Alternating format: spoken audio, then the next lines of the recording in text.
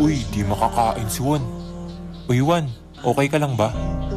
Tae, pinilit mo kasi, tulala tuloy. Eh nako, panggap-panggap sad boy pa din. Pero yung nasa utak ko talaga. Dapat ata sabay na kami nag-lunch eh. Teka, pwede ko na ba hawakan yung kamay niya? Ihahatid ko na siya araw-araw. Yes! Juan? Pwede ba tayo mag-usap? After mo kumain, dun sa hallway, papuntang CR. Sure.